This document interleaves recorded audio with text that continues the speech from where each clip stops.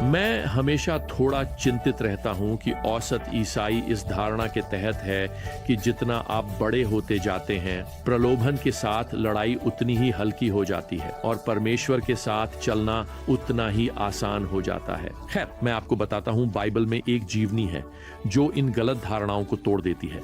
इसे दानियेल की पुस्तक कहा जाता है और हम अपनी ज्ञान यात्रा में अब तक कई सत्रों से इस जीवनी के माध्यम से यात्रा कर रहे हैं।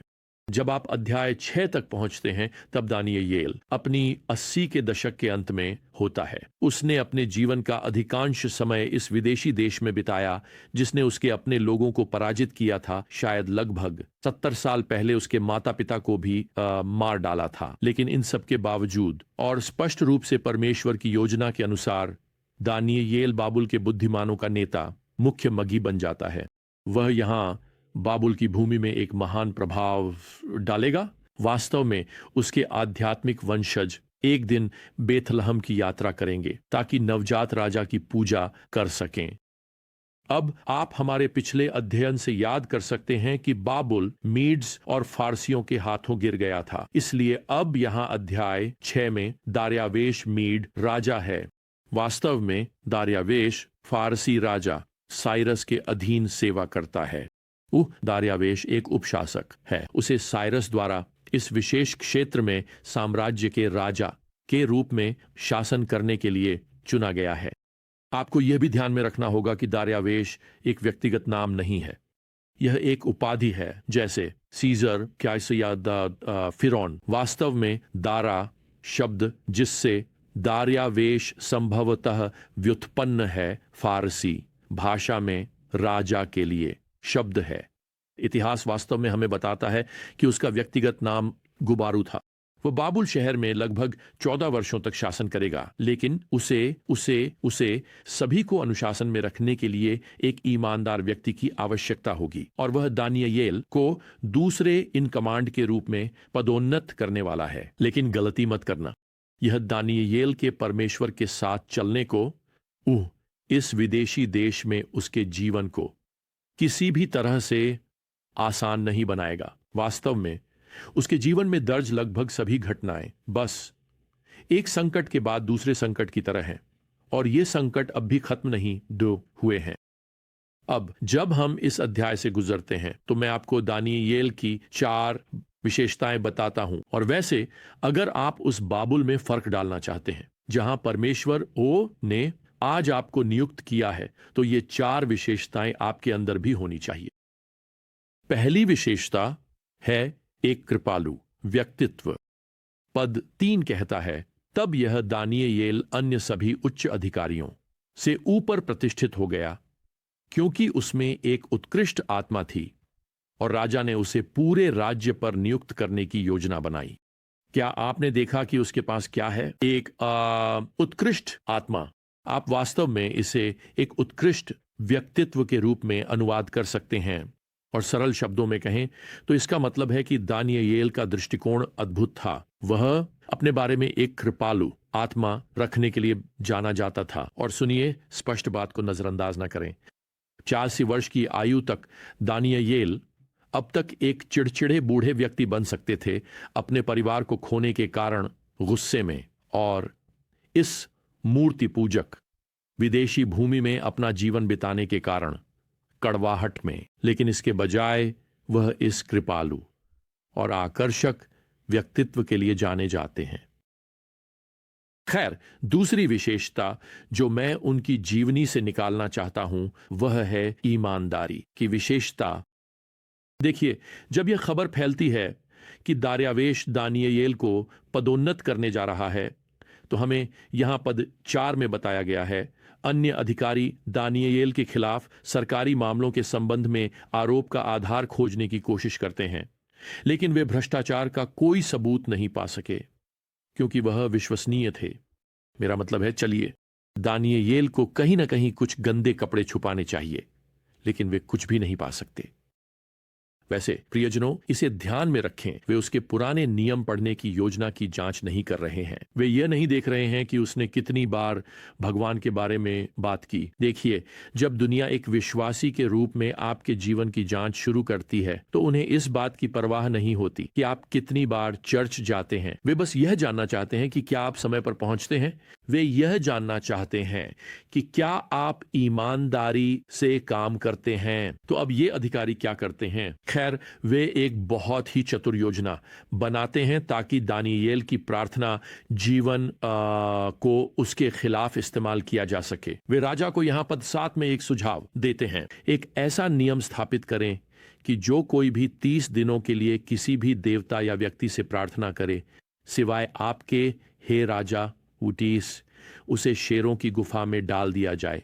दूसरे शब्दों में, दारा, हे महान राजा, हम आपको इस महीने का देवता बनाना चाहते हैं।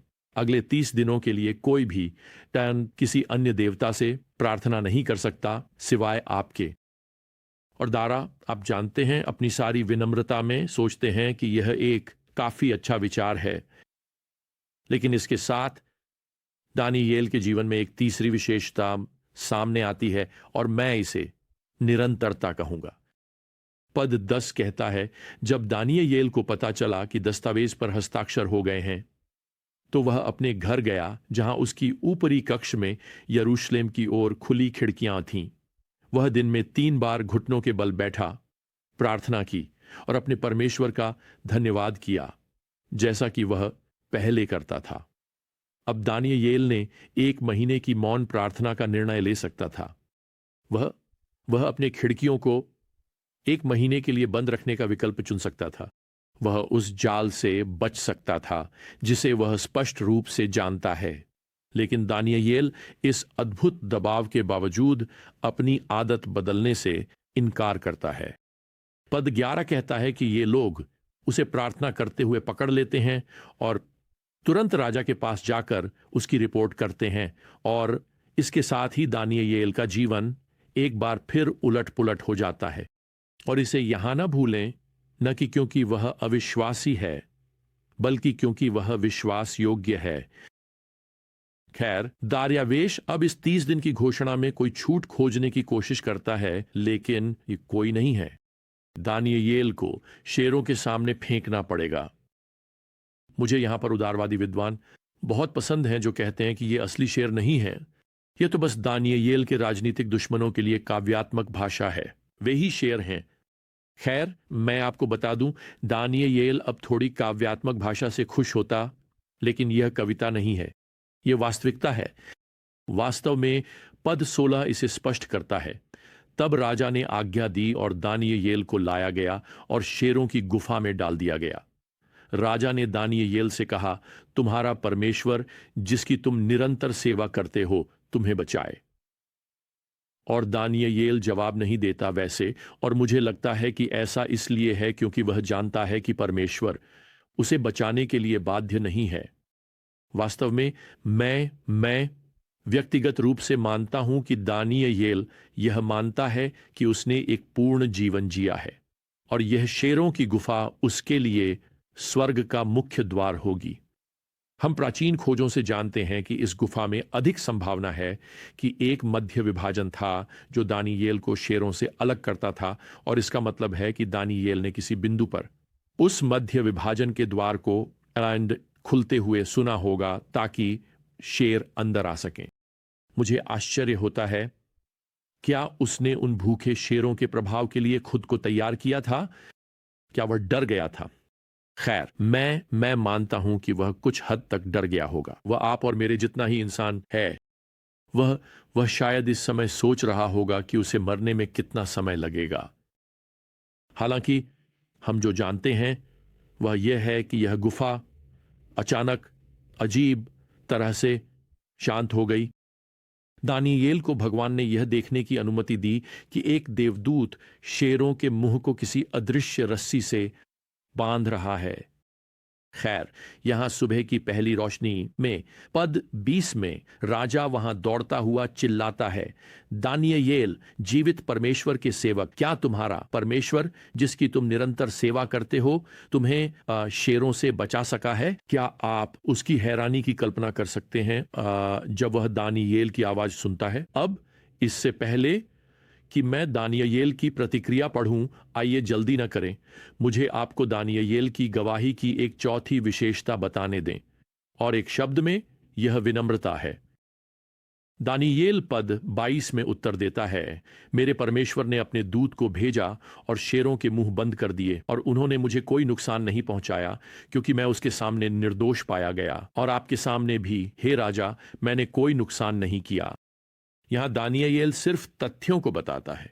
यहां कोई डींग नहीं है, तो कोई बदला लेने की मांग नहीं है, या यहां तक कि कोई माफी भी नहीं है। वैसे वह राजा को इस घटना को होने देने के लिए अच्छी खासी सीख दे सकता था।